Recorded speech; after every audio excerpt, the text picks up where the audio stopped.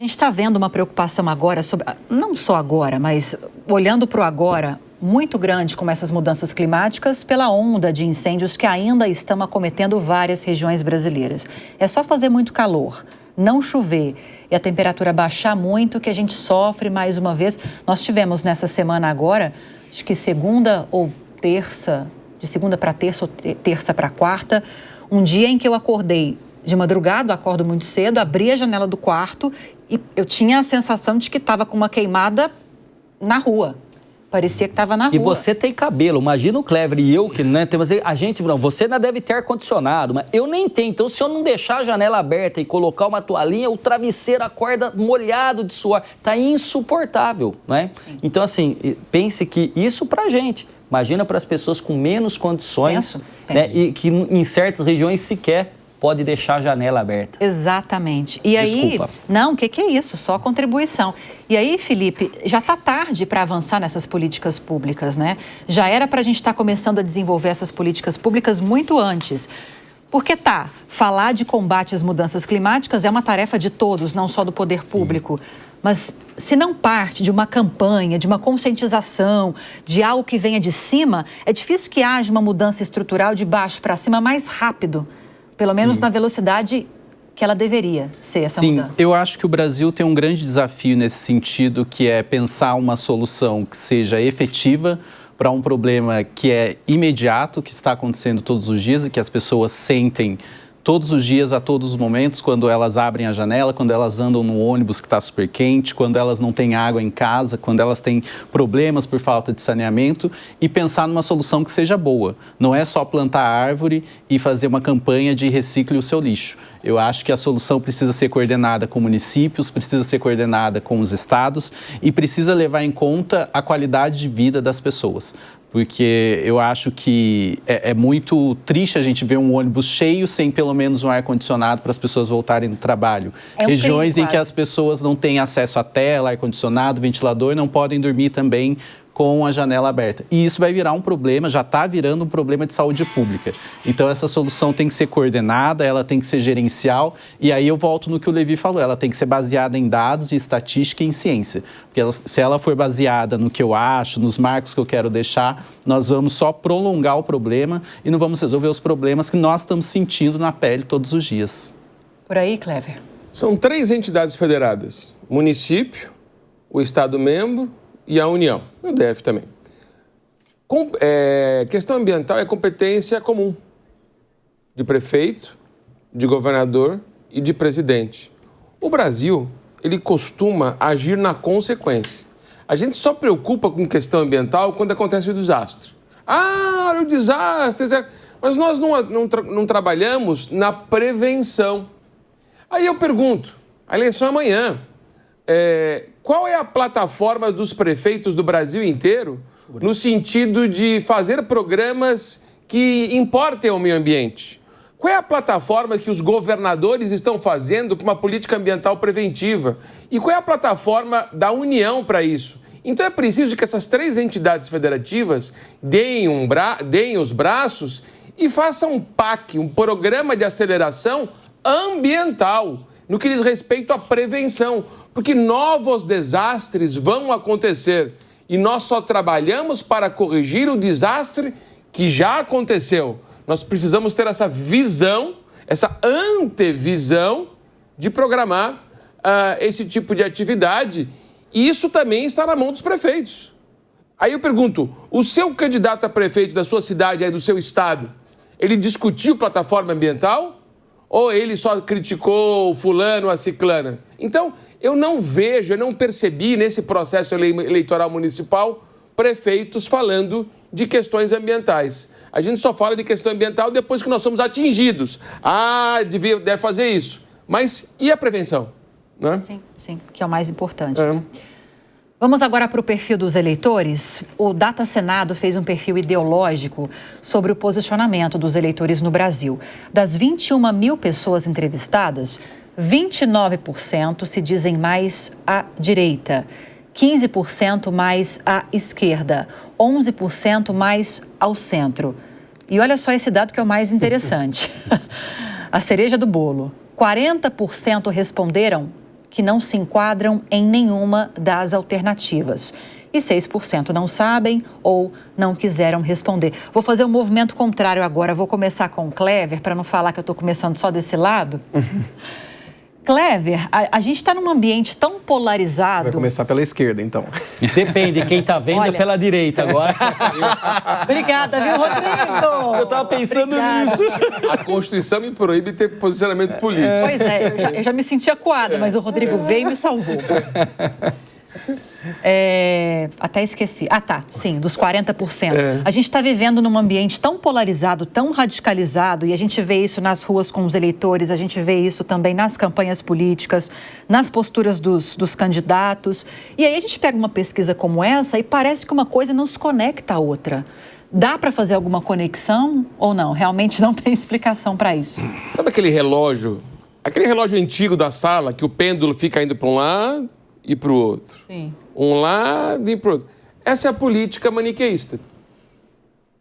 É a política onde nós enveredamos para um lado e para o outro e ficamos esperando que os polos, seja da esquerda ou da direita, resolvam os nossos problemas.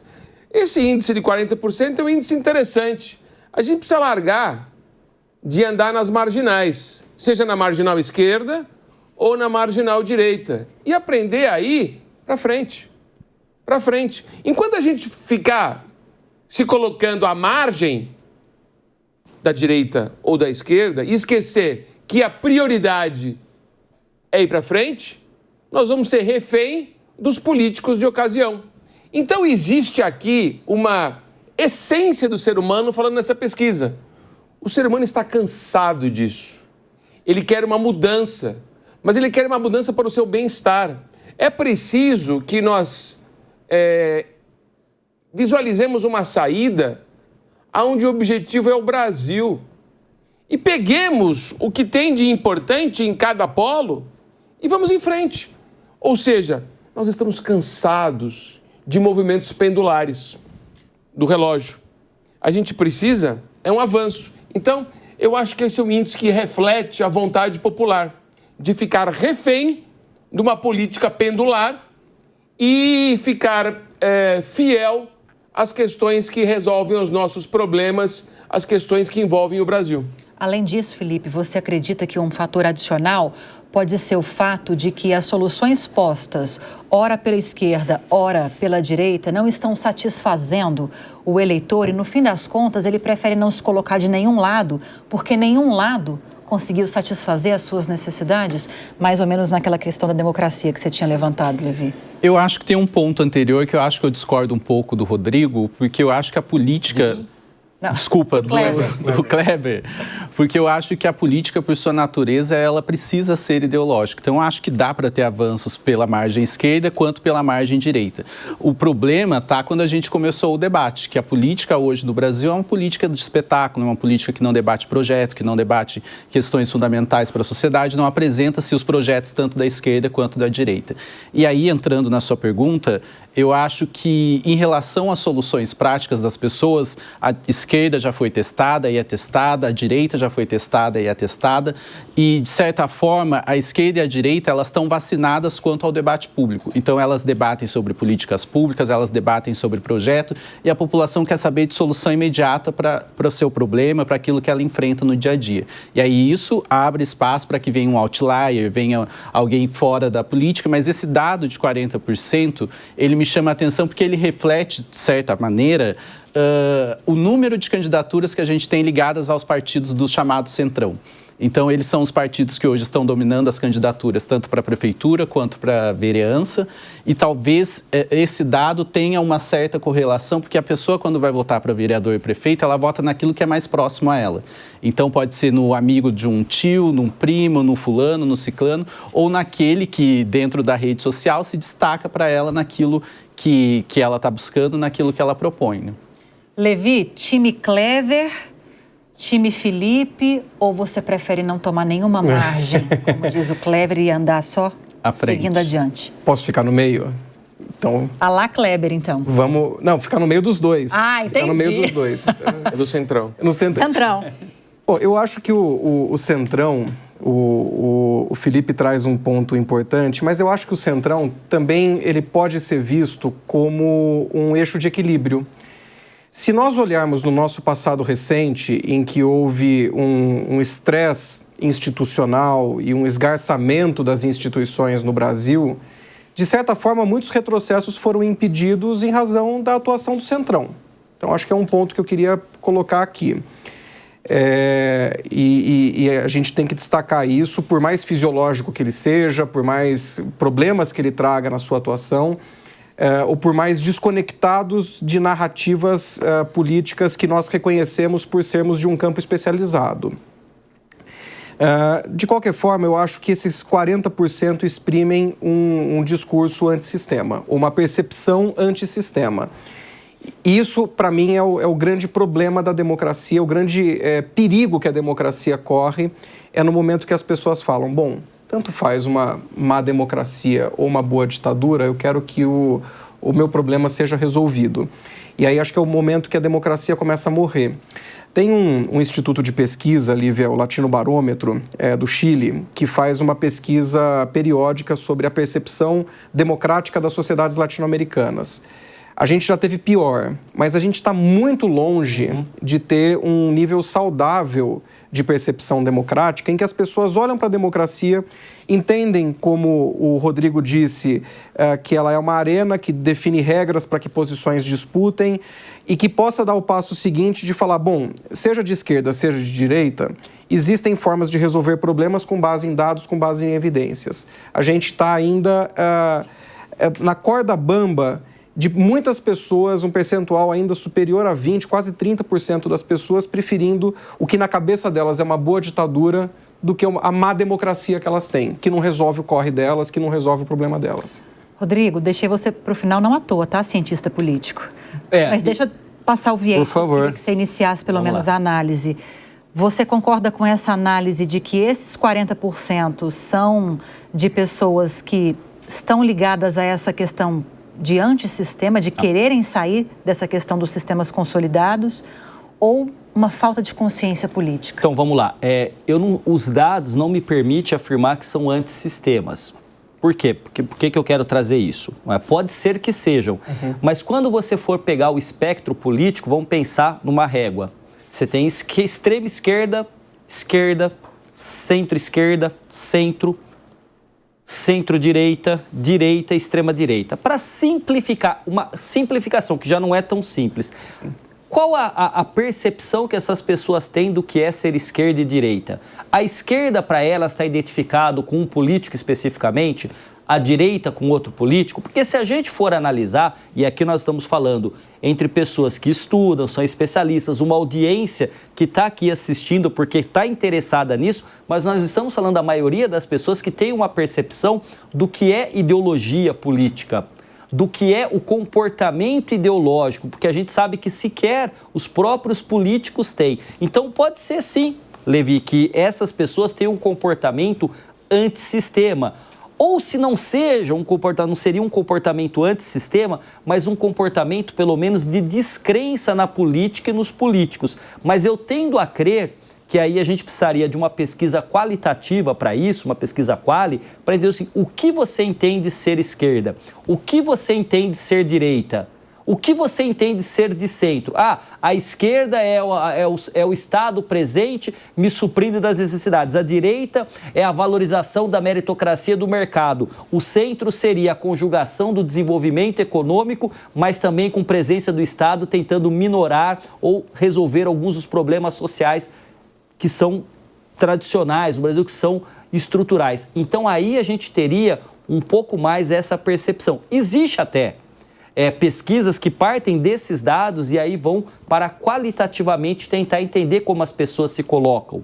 Só um dado recente. Pesquisadores da Universidade Federal de São Carlos, cidade onde eu nasci e morei parte da vida, e pesquisadores da USP fizeram uma pesquisa e eles começaram assim, existe uma descrença na política e nos políticos. Tá, isso foi constatado. Mas aumentou particularmente a filiação política. Se as pessoas estão descrentes, por que elas estão se filiando? Sabe qual a conclusão? Filiação pelo ódio. Eu estou me filiando não pela ideologia do partido, mas porque eu odeio o outro. Quando a gente transforma a política numa arena em que você não tem adversários, mas sim inimigos, você, na verdade, faz a antipolítica.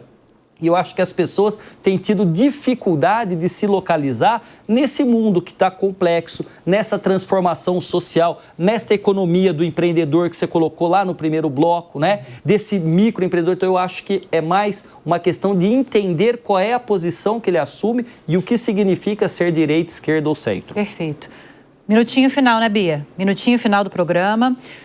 Eu quero tirar tema aqui com o nosso especialista em direito constitucional, mas sobretudo eleitoral nesse momento. Vou dividir tela aqui com ele. Clever, dúvidas para eleitores que vão às urnas amanhã. Lembrando que a votação é das 8 da manhã até às 5 da tarde, no horário de Brasília. É preciso levar, inclusive, um documento pessoal com foto. Perguntinhas e respostas rápidas, viu? O tempo está acabando. Pode ir com camisa, boné de candidato, tem roupa específica para isso? Pode ir com qualquer roupa, desde que você vá para a sessão eleitoral, volte e não fique plantado na sessão eleitoral como um totem, um boneco de posto de gasolina, fazendo propaganda para o candidato da sua camisa. Ir e voltar. Boa. Distribuição de santinhos. Parece coisa velha, mas ainda não é, né? É proibido, é crime de boca de urna e também na internet, boca de urna eletrônica, não pode. Boa. Beber. Beber, isso vai depender de uma portaria da Secretaria da Segurança... Não, beber pode. O que está na dúvida é sobre a venda de bebida alcoólica, que cada Secretaria da Segurança Pública tem a sua regra. Sim, tem que olhar no seu lugar. Mas beber você pode. Tomar cerveja, mas você não vai votar embriagado, que você pode errar o voto. Exato. Aí é bom senso, né? Uso de celular e porte de armas para a gente fechar. Não, porte de armas não. Uso de celular, desde que você use o celular apenas para ver o número do seu candidato. Cola. Eu recomendo uma cola em papel, porque de repente o mesário pode pedir que você deixe o celular e deixe, por favor, e não vai tirar fotografia da urna eletrônica, porque o voto é sigiloso.